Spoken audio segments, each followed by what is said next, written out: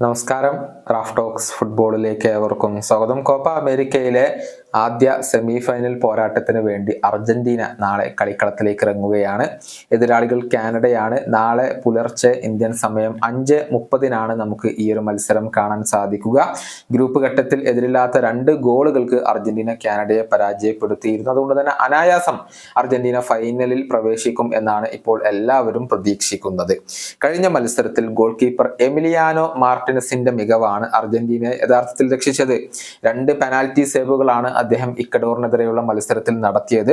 ഇന്നലെ നടന്ന പ്രസ് കോൺഫറൻസിൽ ഒരു മാധ്യമ പ്രവർത്തകൻ എമിയുമായി ബന്ധപ്പെട്ട ഒരു ചോദ്യം അർജന്റീനയുടെ പരിശീലകനായ സ്കലോണിയോട് ചോദിച്ചിരുന്നു. അതായത് എമിക്ക് ഗോളടിക്കാൻ വേണ്ടി ഒരു പെനാൽറ്റി നൽകണമെന്ന് ആരാധകർ ആവശ്യപ്പെടുന്നുണ്ടല്ലോ, അങ്ങനെ ചെയ്യുമോ എന്നായിരുന്നു ചോദ്യം.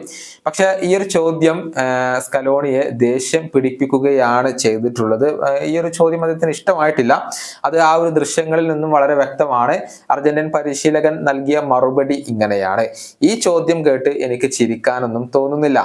എമി ഗോൾ പോസ്റ്റിൽ തന്നെ നിൽക്കട്ടെ, അദ്ദേഹം അവിടെ നല്ല രൂപത്തിൽ ഡിഫെൻഡ് ചെയ്യട്ടെ, അതാണ് അദ്ദേഹത്തിന്റെ ജോലി. ആളുകൾ പലതും പറയും, പക്ഷെ ഞാൻ അദ്ദേഹത്തോട് പറഞ്ഞിട്ടുള്ളത് ഗോൾ പോസ്റ്റിൽ തന്നെ നിന്നുകൊണ്ട് നല്ല രൂപത്തിൽ ഡിഫെൻഡ് ചെയ്യാൻ മാത്രമാണ്. ഇതാണ് അർജന്റീനയുടെ പരിശീലകൻ ഒരൽപ്പം സീരിയസ് ആയി കൊണ്ട് പറഞ്ഞിട്ടുള്ളത്.